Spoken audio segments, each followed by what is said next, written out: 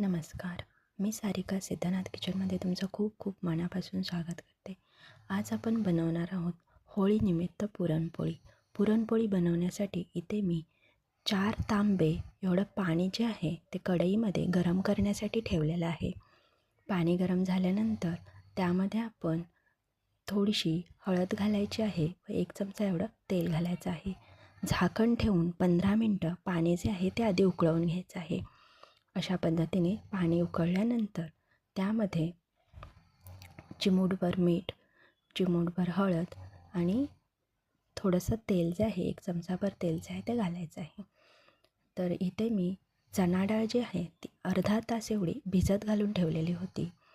पाण्याला उकळी आल्यानंतर भिजवून घेतलेली सर्व चणा डाळ इथे घालायची आहे. 2 कप एवढी चणा डाळ जी आहे ती मी इथे घेतलेली होती व सर्व चणा डाळ मी इथे पाण्यामध्ये शिजण्यासाठी टाकलेले आहे. यावर झाकण ठेवून त्यावर आपण थोडंसं पाणी घालून घेणार आहोत. पाणी घातल्यानंतर आपल्याला खालचे जे डाळीतलं पाणी आहे ते कमी होत नाही व आपल्या आमटीसाठी जो कट लागतो त्यासाठी जे पाणी लागतं ते भरपूर असं तयार होतं. तर इथे थोडं थोडं पाणी कमी झाल्यानंतर वरचं पाणी त्यावर ओतायचं आहे. त्यामुळे डाळीतलं पाणी कमी होत नाही. इथे मी पुरणपोळीसाठी लागणारी कणिक जी आहे ती मळून घेत आहे. एवढ्या पुरणपोळ्या बनवण्यासाठी आपल्याला 4 कप एवढं पीठ लागणार आहे. तर त्यासाठी मी 1 टीस्पून मीठ, अर्धा टीस्पून हळद आणि थोडं थोडं पाणी घालून कणिक जी आहे ती व्हिडिओत दाखवल्याप्रमाणे तुम्ही मळून घ्यायची आहे. अशा पद्धतीने थोडं थोडं पाणी घालून कणिक जी आहे ती तुम्ही मळून घ्या. तर अशा पद्धतीने कणिक मळल्यामुळे आपला वेळ जो आहे तो वाचतो व त्यामुळे इथे पुरण आपलं डाळ शिजूपर्यंत आपली कणिक पण भिजून तयार होते. कणिक मळून झाल्यानंतर त्यावर 1 टीस्पून एवढं तेल घालायचं आहे. तेल घालून ही जी कणिक आहे ती आपण मळून घेणार आहोत. कणिक चांगली मळल्यामुळे आपल्या पुरणपोळ्या ज्या आहेत त्या फुटत नाहीत. हा एक फायदा होतो. 10 मिनटं कणिक जी आहे ती बाजूला ठेवून द्यायची आहे. 20 मिनटानंतर आपलं डाळ जी आहे ती अशा पद्धतीने चांगली शिजलेली आहे. मऊसूत डाळ शिजल्यानंतर त्यावर एक टोप घ्यायचा, त्यावर एक चाळणी ठेवायची व ही जी शिजलेली डाळ आहे ती त्यातलं पाणी जे आहे ते गाळून घ्यायचं आहे. सर्व डाळ मी इथे ओतून घेतलेली आहे व ही डाळ बाजूला काढून घ्यायची व आपलं जे पाणी आहे म्हणजेच आमटीसाठी जे पाणी लागणार आहे ते साईडला ठेवून द्यायचं. तर इथे डाळ घ्यायची व ती सरळ वाटायला घ्यायची. ही वाटूनच डाळ आपल्याला पुरण जे आहे ते तयार करून घ्यायचं आहे. त्यामुळे आपली डबलची मेहनत जी आहे ते वाचणार आहे व पुरण जे आहे ते पटकन तयार होणार आहे. इथे वाटलेली डाळ घ्यायची, त्यामध्ये 2 कप गूळ घालायचा.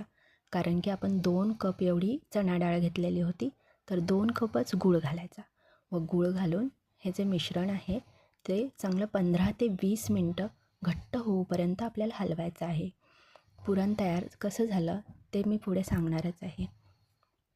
तर इथे पुरण जे आहे ते चांगलं घट्ट झालेलं आहे.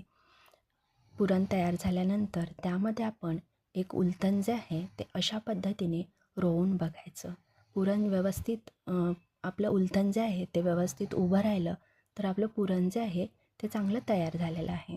यामध्ये वेलची, सुंठ आणि बडीशेपची पावडर मी घालून घेतलेली आहे व परत एकदा हे जे पुरण आहे ते हलवून घ्यायचं आहे. हलवून घेऊन आता पुरणपोळीसाठी लागणारं पुरण तयार झालं. तर पुरणपोळ्या कशा लाटायच्या ते बघूया. तर इथे 10 मिनटानंतर कणिक चांगली भिजलेली आहे. त्यावर थोडंसं तेल घालायचं व परत एकदा कणिक जी आहे ती चांगली मळून घ्यायची आहे. कणिक मळून झाल्यानंतर यातीलच एक छोटासा असा गोळा घ्यायचा व पुरणामध्ये पुरण व ते व्यवस्थित राहील अशा पद्धतीने गोळा जो आहे तो तयार करून घ्यायचा आहे. हाताला पीठ लावायचं.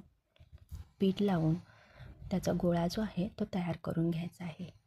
व्हिडिओत दाखवल्याप्रमाणे गोल गोल फिरवत हा जो गोळा आहे तो तयार करून घ्यायचा आहे.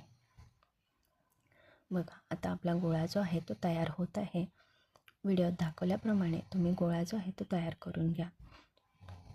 इथे मी पुरण आणि गोळा जो आहे तो तयार करून घेत आहे. तर तुम्हाला हा जर व्हिडिओ आवडला तर व्हिडिओला एक लाईक मात्र नक्की करा. व्हिडिओ दाखवल्याप्रमाणे पुरण जे आहे ते भरून घ्यायचं आहे. जेवढा आपण कणकेचा गोळा घेतला होता त्याच्या दुप्पट आपण पुरण घ्यायचं आहे व गोळा जो आहे तो तयार करून घ्यायचा आहे. मी इथे गोळा जो आहे तो आपला बंद करून घेत आहे.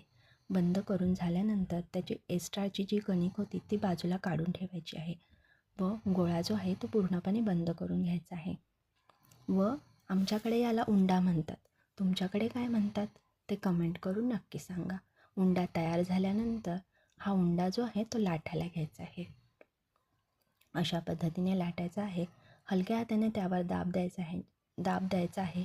जास्त दाब द्यायचा नाही, नाहीतर काय होतं पुरण जे आहे ते बाहेर येऊ शकतं. व लाटणं घ्यायचं व लाटण्याने हलक्या हाताने पुरणपोळी जी आहे ती लाटून घ्यायची आहे. हळूहळू अगदी दाब न देता पुरणपोळी लाटून घ्यायची. आपली पुरणपोळी जी आहे ती लाटून झालेली आहे. इथे मी पुरणपोळी भाजण्यासाठी तवा गरम करून घेतलेला आहे. त्यावर थोडंसं तेल सोडायचं व पुरणपोळी घालून घ्यायची व पुरणपोळी घालून झाल्यानंतर दोन्ही बाजूंनी अलटपलट करत आपल्याला पुरणपोळी जी आहे ती भाजून घ्यायची आहे. तर मस्त टम्म अशी आपली पुरणपोळी जी आहे ती चांगली फुगलेली आहे. आपली पुरणपोळी तयार झाली. अशाच पद्धतीने मी सर्व पुरणपोळ्या तयार करून घेणार आहे. एवढ्या प्रमाणामध्ये 15 ते 16 पुरणपोळ्या तयार होतात. तर तुम्हाला ही पुरणपोळीची रेसिपी कशी वाटली ते कमेंट करून नक्की सांगा. व्हिडिओ पाहिल्याबद्दल खूप मनापासून धन्यवाद.